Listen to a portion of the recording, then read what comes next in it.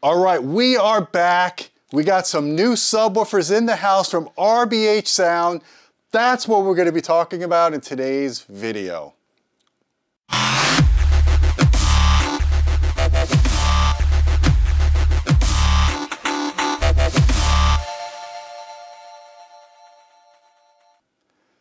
Hey folks, I'm Gene Delasala with Audioholics. We got Don from Haven Smart. How you doing, my friend? What's up, everybody? I'm always excited to have you here talking about bass. Nobody likes bass better than this guy. He's the Dominus. Bass. And let me tell you guys something. We're always excited when RBH comes out with new subwoofer products. We've got 2 new products here we're going to be using in the Smart House, in our theater room. We have boots on the ground here. We're upgrading the Audioholics Reference Theater. This subwoofer is going to the back of the room. Very special product. A lot of technology packed in here. Don, why don't we give them a rundown on these 2 subs? We got a single 12 and we got the dual 12-12. Different configuration options here. You got reference drivers, you got standard drivers. We go anywhere from medium-sized Bassaholic room size all the way to Extreme Bassaholic, which is what this big boy has. Don, you want to give a little rundown of what's going on here? This is RBH makes a single 12-inch subwoofer. It is available with a standard driver with a 350-watt amplifier. They also make it with a 500-watt amplifier. And coming soon, they'll be making this with an 800-watt DSP infused amplifier. It features 2 3-inch ports on the bottom. It is a ported sub. It's very, very musical. It's tuned very well, and it plays very loud. They also make a dual 12, and they make that in a couple different configurations. What we have here at Gene's place is the reference version of that. And this actually has 2 reference 12-inch drivers with a 2400-watt DSP driven amplifier. Very, very musical, very, very high output. And this is going to supplement what you have. I think once we add this to your system, Gene, you'll have 12 12s. 12 12s, yes. And a 21 coming any day now. So 12 12s and a 21 and a 25 by 20 inch room. 140 dB. Pretty loud. Yeah. So basically this sub is the equivalent to the subs that are in the SVT-RS. They have the same drivers. Cabinet's a little different. Same airspace. Same airspace. The ports are in the front instead of being on the bottom like what's in the SVT-RS cabinet. 2400 watt amp, man, this thing has got tons of power. DSP driven like Dom was saying, so you have all your PEQ adjustments. You could add digital delay.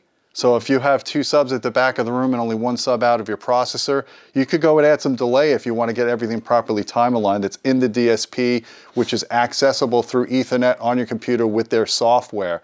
So there's a lot of cool features about these products. Like I said, this guy will hit our Extreme Bassaholic room size rating.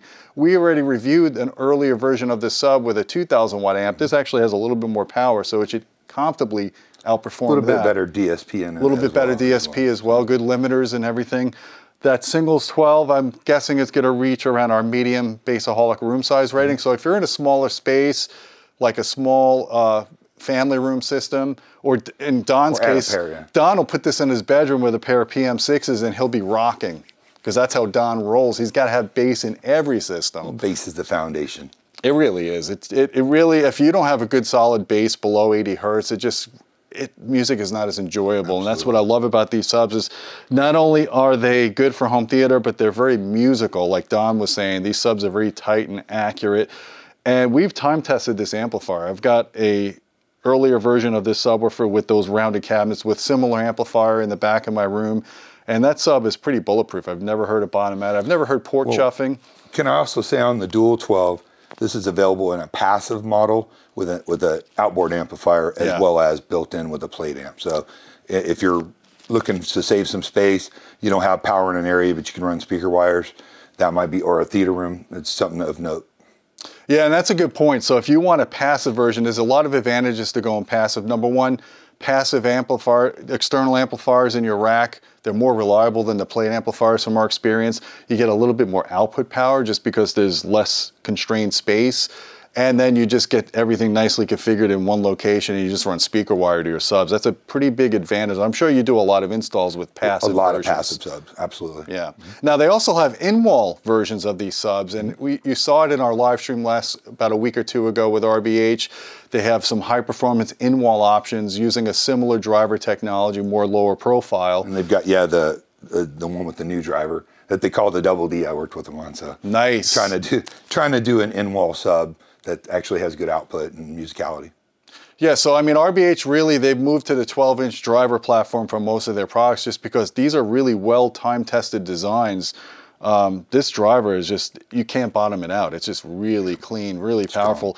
I think we've said this before, but having these dual 12s with the high-performance drivers, it's like a really powerful single 18-inch subwoofer, but there's less of a horizontal footprint. It's tall, but it's pretty narrow. It's not very wide, which is an advantage for people that are trying to stuff a lot of bass into an area where they don't have the ability to have floor space to have a big cabinet. I think in RBH testing, they said that it equals roughly the output of a single 18. Yeah. Which is pretty impressive. Yeah. So we're excited. I think this sub fully configured with the high performance drivers and the 2400 watt amp is going to be around $500 to $5,500 retail. I'm not sure about the price of those subs. We're going to have to get updated prices from RBH since none of this stuff is fully officially released yet. But we will put that in the video description below, and I'll give you some more comments. Don's going to set that single 12 up with PM6s? Right. PM8s? PM6s. Those are RBH's new bookshelf size studio monitor, powered monitors. They feature a 6.5 reference driver with their reference ATM tweeter, or AMT tweeter, excuse me. And they have 250 watts to the woofer driver and to the tweeter 150 watts. And that is using the Pascal module Class D with Marani DSP processing with FIR filtering. So these are going to be pretty impressive monitors, either to use for studio monitors, a small 2-channel system, or even do a full surround system with them. They're really cool. We're going to match this single 12 up with those. So you got lots of options, guys. In fact, I was just brainstorming. You could get 2 passive versions of this sub and then get the amp in your rack and have 2 subs in one in the back of the room or the front of the room, speaker level connections. 2 subs are always better than 1, of course. We always recommend that. So you got lots of options here with RBH. We're always excited, again, to have these kind of products featured on our channel. You'll be hearing more about the upgrades that are coming to this room in the next couple of months, so stay tuned for that. Guys, don't forget about our Patreon channel at patreon.com/audioholics. We appreciate your support. You get direct access to me and this big guy over here if you want to suggest video topics or ask questions. And until next time, my friends, keep listening.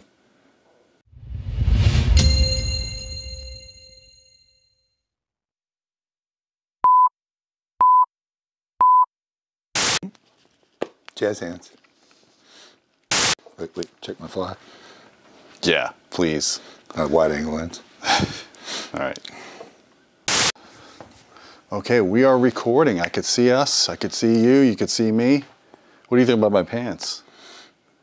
Go Hammer. Go. Too legit. Go Hammer. Too legit to quit. Go.